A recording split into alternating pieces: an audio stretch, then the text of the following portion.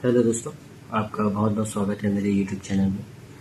आज के वीडियो में हम लोग बात करने वाले हैं पंडित सुंदरलाल शर्मा के यूनिवर्सिटी में पूछे गए सवाल, जिसमें हम लोग आज शैक्षिक और सामान्य बोध के प्रश्नों को हल करेंगे, जिसमें देखेंगे कि रीड इंडिया 2025 में किस प्रकार के प्रश्न पूछे गए थे इससे, ताकि हमको आइडिया लगे कि हमको पेपर में किस प्रकार के क्वेश्चन आ सकते हैं।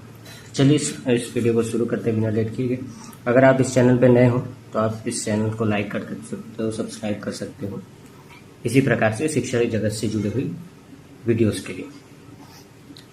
पहला प्रश्न पूछा गया था, भारत की बैंकिंग और मौद्रिक प्रणाली का प्रभारी कौन सा बैंक है? भारतीय रिजर्व बैंक, भारतीय state bank, bank of Baroda, Punjab national bank. तो इसका आंसर होगा ऑप्शन ए, भारतीय रिजर्व बैंक, जिसको हम लोग आरबीआई के नाम से जानते हैं। किस प्रकार की मिट्टी में जल धारण करने की क्षमता सबसे अधिक होती है? ऑप्शन ए, रेतीली मिट्टी, चिकनी मिट्टी, दोमट मिट्टी, या सभी प्रकार की मिट्टी में समान होती है। तो इसका उत्तर होगा ऑप्शन नंबर बी, चिकनी मिट्टी। मैं इसमें केवल उत्तर आपको बताते जा रहा हूँ। इसके एक्सप्लेनेशन चाहिए तो मैं इसको एक अलग वीडियो बना लूँगा, जिसमें सारी चीज़ों का मैं एक्सप्लेन करूँगा। जैव विविधता क्या है? तो ऑप्शन ए है, पृथ्वी पर विभिन्न प्रकार के जीवन, एक प्रकार का जीवन, मानव जीवन, पौधों का जीवन। जैव विविधता का मतलब होता है जीवों में विविधता। तो ऑप्शन नंबर ए, पृथ्वी पर विभिन्न प्रकार के जीवन। वन संरक्षण के लिए कौन सा प्रथा महत्वपूर्ण है? वन संरक्षण के लिए पूछा गया है ना। तो वनों की कटाई, ये वन संरक्षण तो नहीं है। वनों में आग लगाना, ये भी वन संरक्षण नहीं है। वनों में खनन करना, ये भी वन संरक्षण है। तो ऑप्शन नंबर क्या जाएगा? सी। अल्बर्ट आइंस्टाइन ने किस सिद्धांत का प्रतिपादन किया था? ऑप्शन ए, गुरुत्वाकर्षण। तो गुरुत्वाकर्षण का किसने किया था? न्यूटन ने किया था। ठीक है। कोशिका तो रॉबर्ट हुक है, रॉबर्ट हुक ने किया था। ठीक है। तो न्यूटन का गति का नियम, ये तो थर्ड ऑप्शन है। तो कौन सा ऑप्शन बचे? तो ऑप्शन नंबर बी, सापेक्षता का सिद्धांत किसने दिया था? अल्बर्ट आइंस्टाइन ने। जीवन की गुणवत्ता को बेहतर बनाने के लिए विज्ञान से संबंधित कुछ भविष्य की संभावनाएं क्या है? जीवन की गुणवत्ता बेहतर करने के लिए ऑप्शन नंबर ए, व्यक्तिगत चिकित्सा, मानसिक कंप्यूटर इंटरफेस, कृत्रिम बुद्धि, और इनमें से सभी। तो ऑप्शन नंबर क्या आ जाएगा? डी। ये सभी चीजें हैं जिससे हम लोग क्या कर सकते हैं, जीवन की गुणवत्ता को और बेहतर कर सकते हैं भविष्य के लिए। राष्ट्रीय शिक्षा नीति 2020 में किस स्तर तक की शिक्षा मातृभाषा स्थानीय भाषा में देने पर बल दिया गया है? ठीक है। तो एनईपी 2020 में जो है किस पे हम लोग किस एज तक के बच्चों को हम लोग जो है मातृभाषा पे शिक्षा देने की बात कही गई है। तो इसका आ जाएगा ऑप्शन नंबर सी, कक्षा 5वीं तक के बच्चों को हमको किस में शिक्षा देने हैं? मातृभाषा में शिक्षा देना है। प्राथमिक शिक्षा का सार्वभौमिकीकरण क्या है? प्राथमिक शिक्षा का सार्वभौमिकीकरण क्या है? ऑप्शन ए, 6 से 14 वर्ष के आयु वर्ग के सभी बच्चों को निःशुल्क एवं अनिवार्य शिक्षा उपलब्ध कराना, केवल सरकारी स्कूलों में शिक्षा प्रदान करना। तो केवल तो एक नेगेटिव वर्ड है, तो इसको 3 से काट दो। निजी स्कूलों में शिक्षा प्रदान करना, ये भी बिल्कुल गलत है। केवल शहरी, ये भी नेगेटिव वर्ड है, ये भी कट जाए। तो ऑप्शन नंबर क्या आ जाएगा? ए। इस प्रकार से आपको ये समझ में आना चाहिए कि कौन सा नेगेटिव वर्ड है जिसको हमको काटते हुए चलना है। दूरस्थ शिक्षा के जनक कौन माने जाते हैं? तो सर आइजैक पिटमैन माने जाते हैं। क्यों माने जाते हैं? क्योंकि इन्होंने एक ऐसी शिक्षा सन 1840 में प्रारंभ की जिसमें ये जो है डाक के माध्यम से शिक्षा करते थे और बच्चों को शॉर्ट हैंड पढ़ाते थे, जिसमें जो है ये जो है बच्चों को पढ़ने के लिए जो सामान है वो पोस्ट के माध्यम से देते थे, और उनके द्वारा बनाए हुए कॉपी को जो है वो पोस्ट के द्वारा लेते थे और उनको चेक करते थे। तो इस तरह से दूरस्थ शिक्षा उन्होंने प्रारंभ किया था, इसलिए उनको क्या कहा जाता है? जनक कहा जाता है। इसमें एक और इम्पॉर्टेंट है, महात्मा गांधी को बुनियादी शिक्षा का जनक कहा जाता है। बुनियादी शिक्षा का जनक कहा जाता है, ये बहुत इंपॉर्टेंट है, इसको कई बार पूछा गया था, इसको याद रखिएगा। योग क्या है? एक धर्म है, एक शारीरिक व्यायाम है, मन, शरीर और आत्मा को जोड़ने का एक तरीका है। ऑप्शन डी, एक खेल। तो ऑप्शन नंबर क्या आ जाएगा? सी। भारत में शिक्षा का अधिकार कब लागू हुआ? यहाँ पे ध्यान से देखिएगा कि कब लागू हुआ कहा गया है, कब आया है ये नहीं कहा गया। इस कानून को 2009 में पारित किया गया और इसको कानून बनाया गया। लेकिन यहाँ पे पूछा गया है लागू कब किया गया, तो लागू कब किया गया 1 अप्रैल 2010 में लागू किया गया, जिसमें यह कहा गया कि 6 से 14 वर्ष के बच्चों को क्या दिया जाएगा, निःशुल्क एवं अनिवार्य शिक्षा दिया जाएगा। निःशुल्क एवं अनिवार्य शिक्षा की बात कही। इसको अच्छे से याद रखिएगा कि कब ये लागू हुआ, 1 अप्रैल 2010 को, और पारित कब हुआ, 2009। SCERT किसे कहा जाता है? SCERT का फुल फॉर्म होता है स्टेट, ऑप्शन ए है state council of education research and training. ऐसे क्वेश्चंस को हम लोग इंग्लिश की तरफ से देखेंगे ताकि हमको अच्छे से समझ में आए। National council of education research and training, ये तो NCERT हो गया, तो है ही नहीं। Centre of education research and training, state education development council. तो अगर आप SCERT के फुल फॉर्म ढूंढ रहे हो तो S से चालू होना चाहिए, तो ये N से चालू, ये C से चालू, ये तो दोनों है नहीं, या तो ये ऑप्शन होगा या तो ये ऑप्शन होगा। लेकिन यहाँ पे एजुकेशन आ गया है, SCERT, तो state council of educational research and training. अगर आपको इसका उत्तर पता भी नहीं है तो आप ऑप्शन से इसका उत्तर क्या कर सकते हैं, निकाल सकते हैं। 1857 के विद्रोह के दौरान भारत के प्रथम शहीद किसे कहा गया था? मंगल पांडे को कहा गया था। असहयोग आंदोलन कब चालू हुआ था? Option A 1920, option B 1921, option C 1922, option D 1923। तो इसका ऑप्शन आ जाएगा ऑप्शन नंबर ए, सन 1920 में। सुधार आंदोलन ने किस सामाजिक बुराई के खिलाफ आवाज उठाई? सुधार आंदोलन किस सामाजिक बुराई के खिलाफ आंदोलन? ऑप्शन ए बाल विवाह, ऑप्शन बी जाति प्रथा, ऑप्शन सी सती प्रथा, ऑप्शन डी मुस्लिम। तो इन सभी के विरोध क्या चीज है? सुधार आंदोलन में किया गया। शिक्षा और सांस्कृतिक और शिक्षा संबंधी अधिकार किस अनुच्छेद के अंतर्गत आता है? अनुच्छेद 25 से 28, ऑप्शन बी अनुच्छेद 29-30, अनुच्छेद 31-32, ऑप्शन डी अनुच्छेद 33-35। तो इसका सही उत्तर होगा ऑप्शन नंबर बी, अनुच्छेद 29 और 30। भारत का राष्ट्रीय पक्षी क्या है? ये बच्चे को पता है, तो ऑप्शन नंबर क्या है? ए, मोर। लोकसभा के सदस्यों का चुनाव कौन करता है? ऑप्शन ए राज्य का विधानमंडल, ऑप्शन बी जनता, ऑप्शन सी प्रधानमंत्री, ऑप्शन डी राष्ट्रपति। कौन करता है लोकसभा के सदस्यों का? जनता करता है। अब इसी में मैं एक क्वेश्चन पूछ रहा हूँ जिसका आप उत्तर जो है कमेंट्स में दीजिएगा कि राज्यसभा के सदस्यों को कौन चुनता है? राज्यसभा के सदस्यों को कौन चुनता है? इसका जवाब मेरे को कमेंट में दीजिए।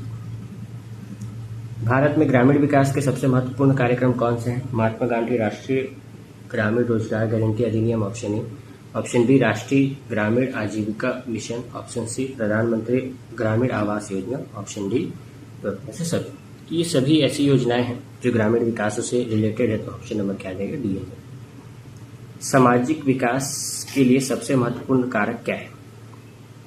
ऑप्शन ए आर्थिक वृद्धि, ऑप्शन बी शिक्षा और स्वास्थ्य, ऑप्शन सी तकनीकों में प्रगति, ऑप्शन डी शहरी। देखिए, सामाजिक विकास कहा गया है, समाज के विकास के लिए आर्थिक वृद्धि भी जरूरी है, तकनीकों की भी वृद्धि जरूरी, शहरीकरण भी जरूरी है। लेकिन सबसे मूलभूत और सबसे महत्वपूर्ण कारक कौन से हैं? तो ऑप्शन नंबर बी है, शिक्षा और स्वास्थ्य। अगर शिक्षा स्वास्थ्य हमारा अच्छा होगा तो हमारा समाज का विकास अच्छे से होगा। तो ये थे प्री DLED 2025 में आए हुए क्वेश्चन। अब इसके बाद हम लोग हल करेंगे प्री BEd के 2025 में आए हुए शैक्षिक या GK वाला जो पोर्शन है उसको। अब हम लोग प्री BEd का क्वेश्चन पेपर सॉल्व करेंगे जो 2025 में पंडित सुंदरलाल शर्मा में पूछा गया था। तो अगर आप इस वीडियो को देख रहे हैं तो अगर आप ये वीडियो को पॉज करके जो है स्वयं आंसर देने का प्रयास करें, उसके बाद वीडियो को देखें कि उसका उत्तर क्या है। पहला प्रश्न पूछा गया था 2024 में भारत के मुख्य आयुक्त कौन थे? तो ऑप्शन ए था सुनील चंद्रा, ऑप्शन बी था अरुण गोयल, ऑप्शन सी थे राजीव कुमार, ऑप्शन डी थे सैयद नसीम अहमद जैदी। तो इसका उसका उत्तर था option number C, Rajiv Kumar. ये जो राजीव कुमार थे ये जो है 2022 से 2025 तक के लोकसभा के चुनाव थे उसके क्या रहे? मुख्य आयुक्त रहे। मुख्य आयुक्त रहे। दूसरा प्रश्न है, विश्व पर्यावरण दिवस कब मनाया जाता है? ये सभी को पता होना चाहिए। ऑप्शन नंबर डी 5 जून को। प्रश्न नंबर 43वां था, ब्लू इकोनॉमी किससे संबंधित है? ऑप्शन ए समुद्र आधारित अर्थव्यवस्था से, ऑप्शन बी वर्षा आधारित अर्थव्यवस्था से, ऑप्शन सी वायु आधारित अर्थव्यवस्था से, ऑप्शन डी आकाश आधारित अर्थव्यवस्था से। तो ब्लू इकोनॉमी से आपको समझना चाहिए, तो ये जो है किससे रिलेटेड है? समुद्र आधारित अर्थव्यवस्था से। ये ब्लू इकोनॉमी क्या है, इसको थोड़ा सा समझ लीजिए। ब्लू इकोनॉमी जो है ये एक ऐसा चीज़ है जिसमें हम लोग जो है विकास को अलग अलग भागों में बांटते हैं। ब्लू इकोनॉमी के अंतर्गत हम लोग समुद्र आधारित विकास से रिलेटेड बात करते हैं, जैसे कि मछली पालन या समुद्र से निकलने वाले प्राकृतिक चीज़ों, इनसे जो हमारा अर्थव्यवस्था बढ़ता है उसको ब्लू इकोनॉमी के आधार पर हम लोग क्या करते हैं? बांटते हैं। अगला प्रश्न है, NIRF रैंकिंग किससे संबंधित है? ऑप्शन ए स्वास्थ्य, ऑप्शन बी खेल, ऑप्शन सी शिक्षा, ऑप्शन डी व्यापार। तो NIRF जो है किससे संबंधित है? ये जो है शिक्षा से संबंधित है। NIRF जो है बेसिकली क्या करता है, एक प्रकार का टेस्ट है जो सारे स्कूल एवं कॉलेजेस का हर साल लिया जाता है और उसके आधार पर रैंकिंग किया जाता है कि वो किस स्तर पर स्टैंड करता है, क्या वो अच्छी स्थिति में है या वो खराब स्थिति में। इसका फुल फॉर्म भी पूछा गया था, तो ये भी जान लीजिए। इसका फुल फॉर्म होता है नेशनल इंस्टीट्यूशनल रैंकिंग फ्रेमवर्क।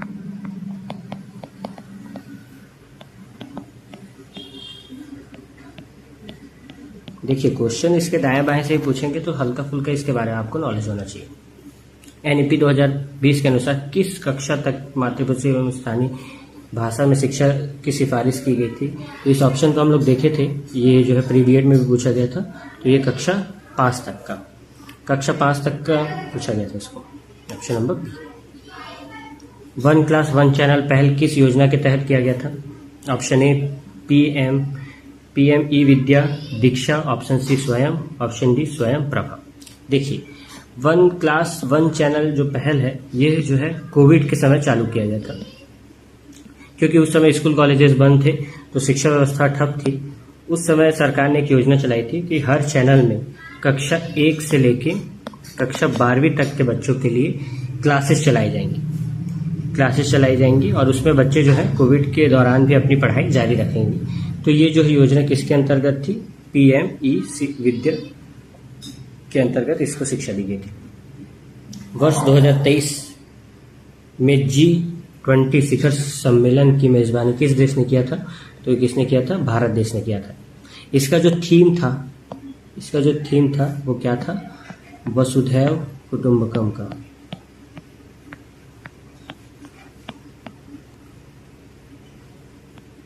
वसुधैव कुटुंबकम के थीम में इसको क्या किया गया था? रखा गया था।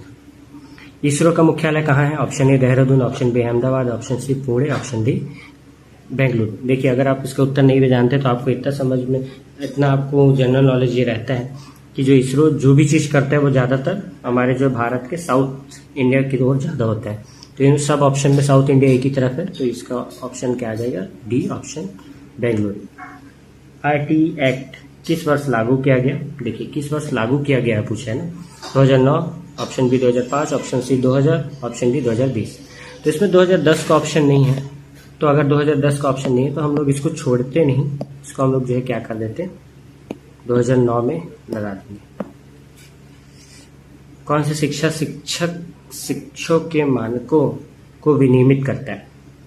कोई भी शिक्षक कि क्या पढ़ाई होनी चाहिए, क्या क्वालिफिकेशन होना चाहिए उनको टीचर बनने के लिए, ये कौन डिसाइड करता है? तो ये जो है NCTE डिसाइड करता है। जैसे कि इन्होंने डिसाइड किया कि जिसने D.Ed किया है वो जो है वर्ग 2 और वर्ग 3 का शिक्षक बन सकता है। B.Ed करने वाले जो है वर्ग 2 और वर्ग 1 के शिक्षक बन सकते हैं। तो इस प्रकार का रेगुलेशन कौन बनाता है? NCTE के माध्यम से बनाया जाता है। जल जीवन मिशन किस क्षेत्र से संबंधित है? नलकूप निर्माण में, ऑप्शन बी पेयजल व स्वच्छता में, ऑप्शन सी जल संरक्षण में, ऑप्शन डी जल प्रदूषण में। तो इसका ऑप्शन क्या आ जाएगा? ऑप्शन सी, जल संरक्षण। राष्ट्रीय पाठ्यचर्या रूपरेखा एनसीएफ 2005 में मूल्यांकन संबंधी मुख्य सुधार प्रावधान क्या बताया गया था कि मूल्यांकन के हमको क्या सुधार करना चाहिए? ऑप्शन ए, उपचारिक शिक्षण। ऑप्शन बी, सतत एवं व्यापक मूल्यांकन सीसीई की बात की गई थी, रटने पर ध्यान केंद्रित, ये तो नेगेटिव वर्ड है। व्यावसायिक शिक्षा की बात तो कभी नहीं करता। ऑप्शन नंबर बी इसका सही उत्तर है। किस राष्ट्रीय उद्यान अभ्यारण्य में चीता पुनः स्थापना परियोजना अंतर्गत चीते छोड़े गए? ऑप्शन ए, गांधी सागर वन्य जीव अभ्यारण्य। ऑप्शन बी, कीवीसरण राष्ट्रीय उद्यान। ऑप्शन सी, संजय गांधी राष्ट्रीय उद्यान। ऑप्शन डी, बांधवगढ़ वन्य जीव अभ्यारण्य। तो ऑप्शन नंबर क्या आ जाएगा इसका? बी, कीवी राष्ट्रीय उद्यान। नई शिक्षा नीति 2020 द्वारा दी गई शैक्षिक संरचना क्या है? 5+4+4+3 की 5+8+3 की 5+3+3+4, 4+3+3+5। तो इसका उत्तर क्या हो जाएगा? ऑप्शन नंबर सी। छत्तीसगढ़ की किस जनजाति को प्राचीन सैनिक वर्ग के रूप में जाना जाता है? इसका क्या आ जाएगा? Option A, Halba. Option B, Korba. Option C, Agaria. Option D, Khairwar. Khairwar एक ऐसी जनजाति है जिसको हम लोग किसके प्राचीन समय में माना जाता था कि ये लोग क्या करते थे? योद्धा थे और सैनिक का क्या करते थे? काम करते थे। गिर राष्ट्रीय उद्यान किस वन्य जीव के संरक्षण के लिए प्रसिद्ध है? ऑप्शन ए, नीलगाय। Option B, Bengal tiger. Option C, गेंडा। ऑप्शन डी, एशियाई सिंह। तो इसका उत्तर क्या आ जाएगा? ऑप्शन नंबर डी, एशियाई सिंह। टाइफाइड मानव शरीर के किस अंग को प्रभावित करता है? ऑप्शन ए, यकृत। ऑप्शन बी, अमाशय। ऑप्शन सी, छोटी आंत। ऑप्शन डी, बड़ी। तो इसका उत्तर क्या हो जाएगा? ऑप्शन नंबर सी, छोटी। जीएसटी प्रणाली कब लागू हुई? Option A, 20 April 2016। Option B, 1 April 2017। Option C, 30 June 2016। Option D, 7 जुलाई 2017। तो ये कब लागू किया गया? 1 जुलाई 2017। जीएसटी का फुल फॉर्म क्या होता है? Goods and services tax. इसका पूरा नाम होता है जीएसटी। कांजीरंगा राष्ट्रीय उद्यान किस राज्य में स्थित है? तो कांजीरंगा राष्ट्रीय उद्यान कहाँ स्थित है? तो असम में स्थित है। चंद्रयान 3 मिशन ने किस स्थान पर सफल लैंडिंग की? तो चांद की दक्षिणी ध्रुव पर। और चांद के दक्षिणी ध्रुव पर लैंड करने वाला भारत जो है क्या बना? एक प्रथम देश बना। भारत क्या हो गया? प्रथम देश बन गया। तो आज की वीडियो के लिए बस इतना ही। अगर आपको ये वीडियो अच्छा लगा होगा तो आप अपने दोस्तों के साथ लाइक कर सकते हैं, शेयर कर सकते हैं। बहुत बहुत धन्यवाद।